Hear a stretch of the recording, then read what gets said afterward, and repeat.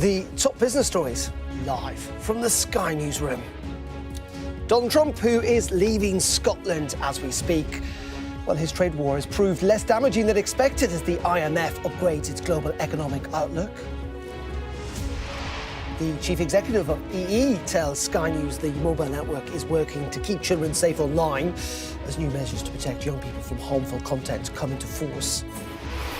Plus, we reveal the scale of cheap Chinese imports flowing into the UK without paying any tariffs.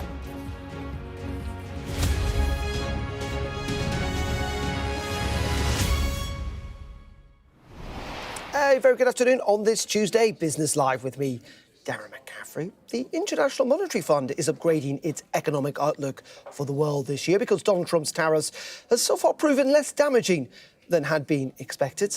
The IMF now forecasts 3% growth for the global economy this year. That's down from 3.3% in 2024, but is an improvement on the 2.8% it had forecast back in April. The chief economist at the IMF says that growth remains disappointingly low and warns resilience in the world economy is tenuous. Without comprehensive agreements, the ongoing trade uncertainty could increasingly weigh on investment and activity. Further, while exports front-loading has supported global activity so far, firms could become vulnerable if the demand for stockpiled goods does not materialize. The geopolitical environment also remains fragile, with the potential for more negative supply disruptions. While global inflation continues to decline, the latest price data suggests that inflation pressures are building gradually in the US. Overall, US import prices in dollars have remained largely unchanged or even increased this year, suggesting that the cost of tariffs will be borne by US retailers and importers and eventually customers as firms start to pass through higher costs into their prices. Well, let's get more on this and indeed the market in general by joining Anna MacDonald, investment manager at Aubrey Capital Management. Anna, always a pleasure. And that's good news, isn't it? And it has in some ways re-emphasised a sense amongst the markets and economists recently that actually the deals that Donald Trump has struck over the last couple of weeks and the tariffs themselves might not quite have the shock that we expected back on so-called Liberation Day.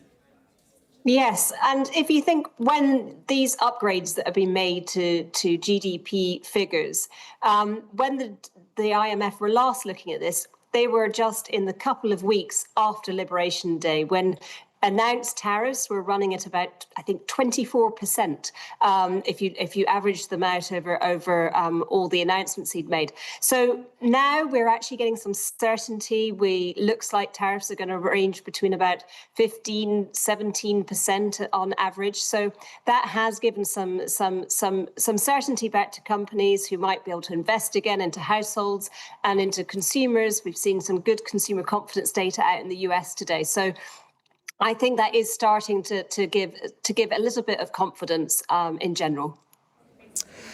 Let's talk about, though, the interest rate decision in the United States. It's something that Donald Trump has spent a lot of time talking about and a lot of time attacking Jerome Powell, hasn't he? But we're not expecting a rate change, are we? No, and we haven't actually had a rate change now since December 2024. Interest rates are 4.5%. The Federal Reserve will meet and it will announce tomorrow. And we don't expect any change. The market's pricing in perhaps another couple of changes by the end of the year. You've got to remember that Jay Powell is just one of those 12 voting members. He is the chair. He will be leading the discussion. But there are other people in there that are going to be voting. And so it's they're still going to maintain that the Federal Reserve is here for price stability. It's very important. It's there for that. That's something the IMF also talk about in their report today. Markets don't want to see the Federal Reserve members swayed by political pressure from Donald Trump.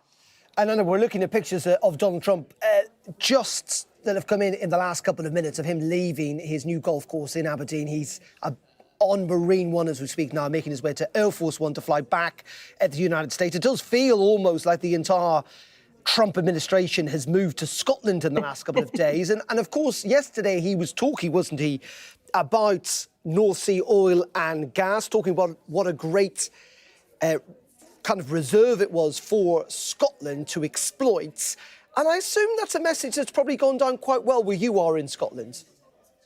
Yes, I mean, we are one of the very few countries that are not rolling back on the levels of tariffs and the commitments that had been given in trying to pursue net zero, because many other countries have realized we can't actually, we can do a lot to deliver renewables energy, but hydrocarbons are going to be part of the mix for a long time. So it doesn't seem to make much economic sense that instead of having the jobs based here and having the tax take here and actually not having to transport oil and gas, and actually that does make it more environmentally friendly, that we should actually be generating our own resources if we can. OK, Anna, let's bring it a little bit closer to home, as in for the rest of the UK. And the British Retail Consortium today are suggesting that food bills are going up. And it's things like beef and tea, some of the staples, effectively, that are rising most. Yes, the BRC, in general, I think shop price inflation rose by 0.7%, but that food number was 4%, which is ahead of what it's been in recent months. As you mentioned, meat, tea has gone up, and what we're seeing is that there's some supply chain issues that are quite specific, but it's also because the food industry is labour intensive and companies are having to spend more on payroll since those tax rises. National insurance contributions are making food more expensive. And just very finally, Anna, we are having an absolute dump load, if you like, of results this week from big companies, lots of them coming out yesterday and today and tomorrow. And that includes the owners of Ray-Bans, who are doing pretty well at the moment. Yeah, EssilorLuxottica, they are the largest spectacles maker in the world. And they're up, I think, about 7-8% today because they've got good results. And particularly their collaboration of Ray-Ban with Meta to develop AI glasses or augmented reality glasses is doing really very well. And if you recall, Meta actually took a small stake in EssilorLuxottica only a few weeks ago. So that's something that's working well for both sides. Anna, it is always a privilege live there for us in Edinburgh. Thank you very much indeed, Anna McDonald. Now, talking about companies' results, it's been a pretty turbulent period for the plane maker Boeing, but it appears to be stabilising with losses at the manufacturing giant shrinking as jet deliveries have rebounded. Well, let's speak to Ronan Murphy, Director of Alton Aviation Consultancy. Ronan, very good afternoon to you. And Ronan, things aren't great at Boeing, let's be in no doubt about that, but they are improving. The CEO suggesting this is the turnaround year. Yeah, certainly. I think we're definitely seeing improvement overall, and stability probably is the key there. It takes a long time for a business like Boeing to turn around the results, a lot of production. So we're seeing those baby steps and we're seeing that improvement, particularly coming through on deliveries and cash flow.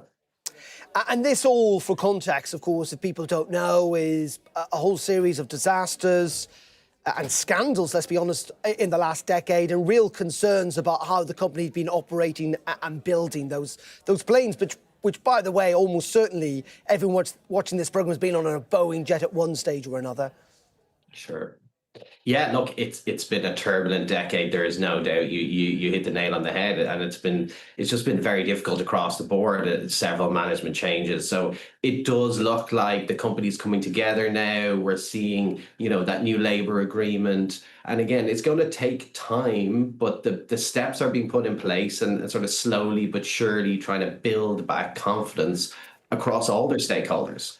But it is fascinating. I've been speaking to Wizz Air, Ryanair in recent weeks, to Sun Express as well, big airlines that use Boeing jets, and they're still frustrated by the orders not being fulfilled, which is proving a drag on their ability to boost profits and to carry more passengers. There's no doubt about that, Darren. But, there's a cap on 38 production per month on the MAX at the moment. They've been doing that for the last quarter. They're going to seek an increase to 42. They've been increasing deliveries with inventory in the backlog.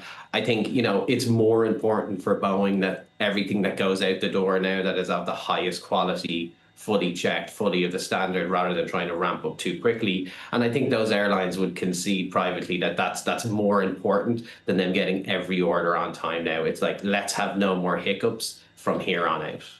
And what's also really interesting about this is obviously Airbus have benefited to a degree from this, but we essentially still do have a duopoly, if you like, when it comes to major airline manufacturers. Is there any sense that particularly China is trying to break up Airbus and Boeing's duopoly on big aircraft production globally?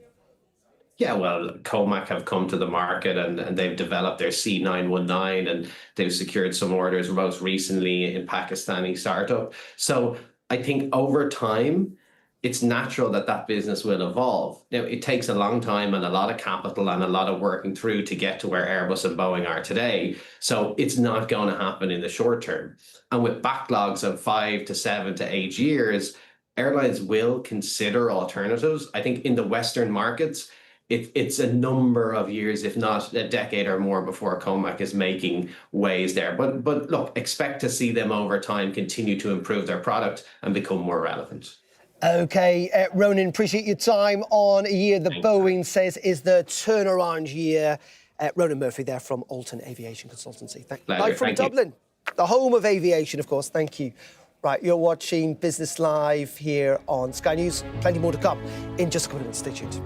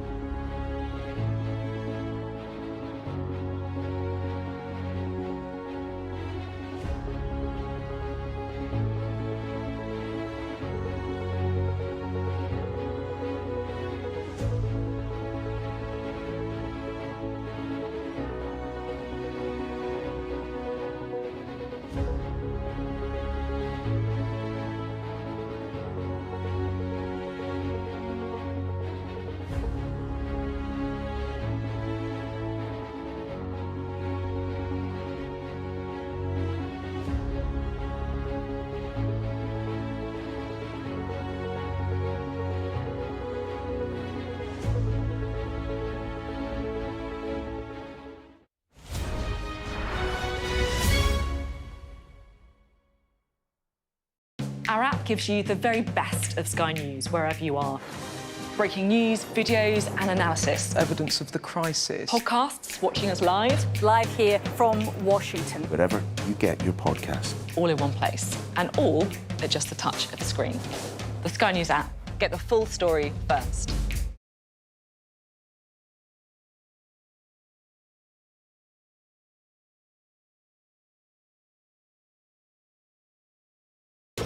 We are under Israeli military restrictions in terms of some of the things that we can film, but it's important to be in there. What a slow drive for the president as he approaches his golf club. 4 more years! Free wherever you get your news. I'm Mark Stone and I'm Sky's correspondent based here in Washington, D.C.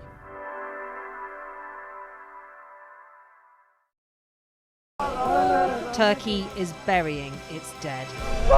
Whole families died in this collapse. Generations wiped out. I'm Siobhan Robbins, Sky's Europe correspondent based here in Berlin. This is just a small sample of the deadly arsenal taken off the streets. Anyone could say, I'll do that, and then have to go and shoot someone. Yes. Sky News, get the full story first.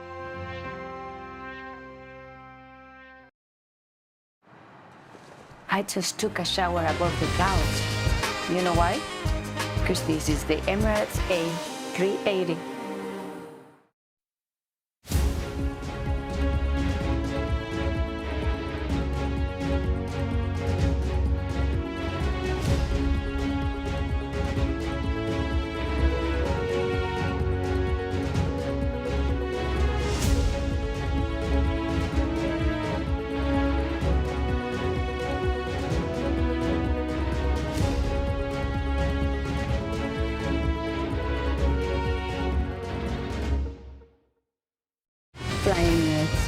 Fly better.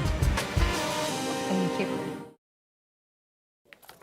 Very welcome back to Sky News. Going to bring you some breaking news in the last couple of minutes. And this comes from a readout of a cabinet meeting that took place earlier on today. Of course, an unusual cabinet meeting, given the fact that Parliament is in recess. We're hearing that the Prime Minister, Keir Starmer, told the cabinet the UK will recognise the state of Palestine in September before the UN General Assembly, unless the Israeli government takes what the cabinet readout describes as substantive steps to end the appalling situation in Gaza. So we're having word from Downing Street that the Prime Minister says that the UK will recognise the state of Palestine in September unless Israel takes substantive steps to end what is described as the appalling situation in Gaza. Starmer also, the Prime Minister, made an assessment will be made ahead of the UN General Assembly on how far the parties have met these steps before making a final decision. And the Prime Minister also told Cabinet that he had taken this action to protect the viability of the two-state solution.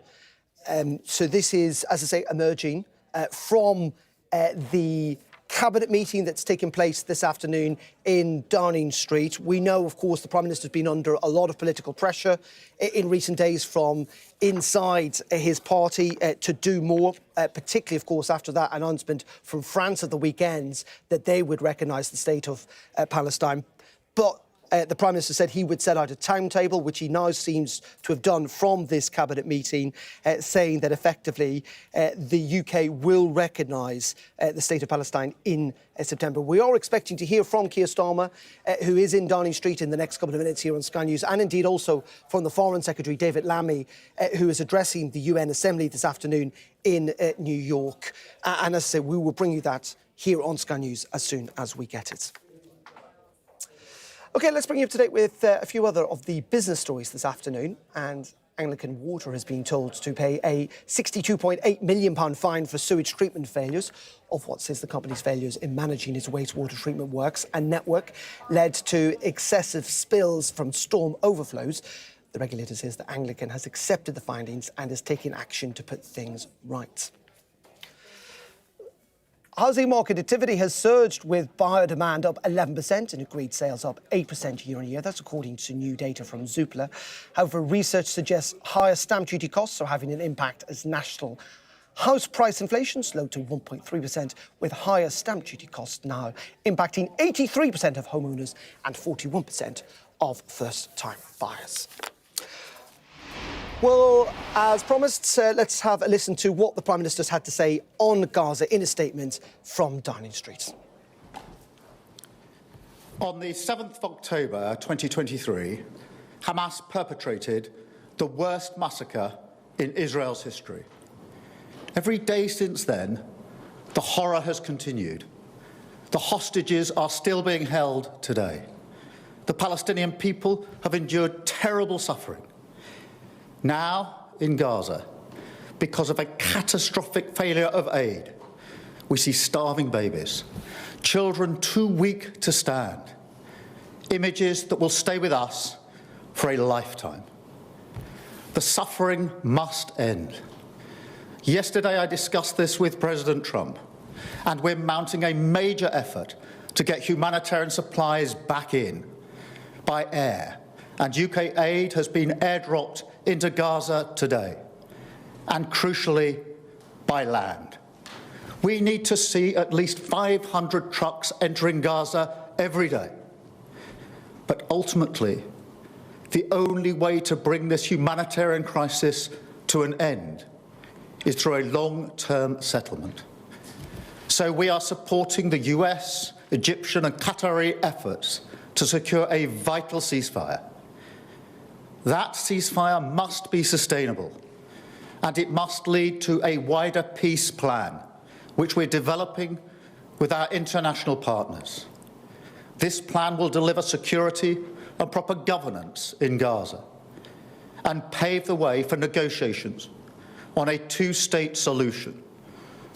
Our goal remains a safe and secure Israel alongside a viable and sovereign Palestinian state. But right now, that goal is under pressure like never before.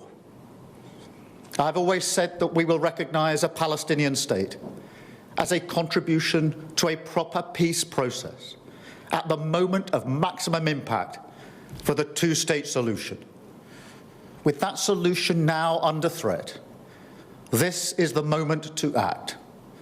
So today, as part of this process towards peace, I can confirm the UK will recognise the State of Palestine by the United Nations General Assembly in September, unless the Israeli government takes substantive steps to end the appalling situation in Gaza, agree to a ceasefire, and commit to a long-term sustainable peace, reviving the prospect of a two-state solution. And this includes allowing the UN to restart the supply of aid and making clear that there will be no annexations in the West Bank. Meanwhile, our message to the terrorists of Hamas is unchanged and unequivocal. They must immediately release all of the hostages, sign up to a ceasefire, disarm, and accept that they will play no part in the government of Gaza.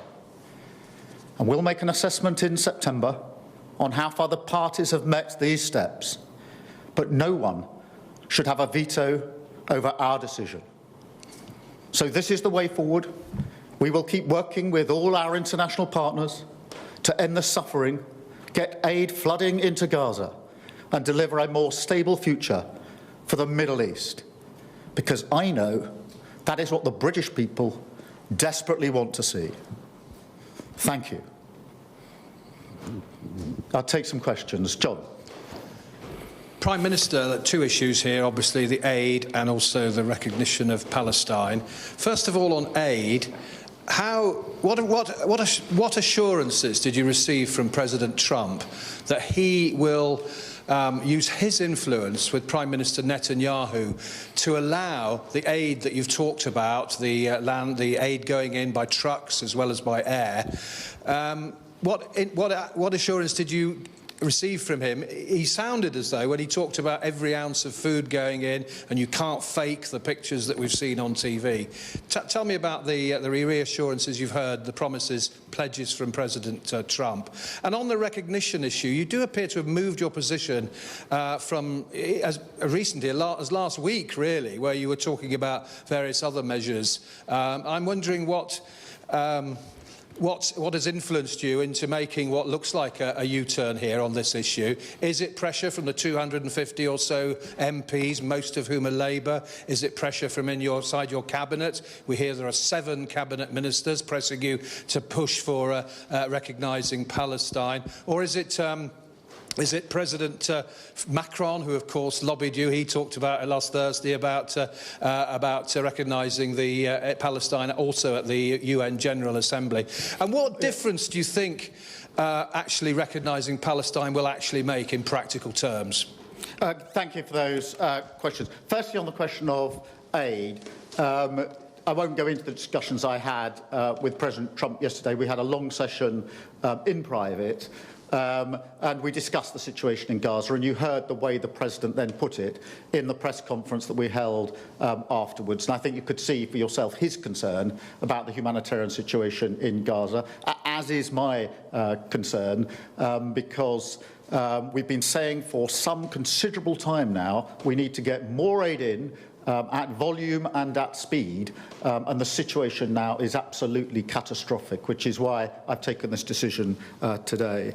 In relation to the two-state solution and the recognition of Palestine, this has been long-standing Labour Party policy. It was in our manifesto. We talked about the right of the Palestinians to recognition, and we've always said that would be part of the process, and that it would be an important part at the point that we thought it would have maximum impact. It's driven today by two things. Firstly, the context in the intolerable situation in Gaza, which is getting worse by the day, but also because of the concern that the very possibility of a two-state solution is reducing, and therefore it is very important to be seen in that context as a very important contribution to what I hope will be an alleviation of the situation on the ground, because I'm acutely aware that what needs to happen urgently is that aid into Gaza at speed and at volume, and that ceasefire that can open the way for a political process. So this is a decision taken by this government in the context of today, and after a meeting with my cabinet just earlier this afternoon. On the question of the difference it will make, the reason we have announced this in the way we have in relation to the General Assembly in September is precisely because I want to ensure that this plays a part in changing the conditions on the ground, and making sure that that aid gets in, making sure that there is hope of a two-state solution for the future. And therefore, I've always been interested in what is going to make a material difference, how can we work with our allies most effectively, and that's why this comes as a part of a peace plan that we've been working on for some considerable time, an 8-part plan, which I've already spoken to Germany and France about, and many other countries. So this should be in the context of answering the question, yes, how do you get humanitarian aid in at speed and at volume, but also what happens the day after a much-needed ceasefire so that we can get to a long-term peaceful outcome. And I think that that is the context in which you should see the decision that I've made today. Can I go to David, PA, please? David. Yeah, thanks very much, Prime Minister. David Lynch from PA. In your statement just now, you've said that the UK will recognise the state of Palestine unless Israel takes steps to end the situation in Gaza and reach a ceasefire. That sounds like our recognition of Palestine is conditional. Why is that? And how confident are you that a ceasefire can be reached by September? Well, the primary aim here is to change the situation on the ground for people who desperately need change. We need a ceasefire. We need always to keep in our mind the hostages and the atrocity of October the 7th. And they must be immediately released. They've been held a very, very long time. But also we need, alongside that, to ensure that we get aid in at volume and in speed into Gaza, because the situation is simply intolerable. And this is intended to further that cause, and it is done now because I am particularly concerned that the very idea of a two-state solution is reducing and feels further away today than it has for many, many years, and therefore it should be seen in both of those contexts. Thank you both very much indeed.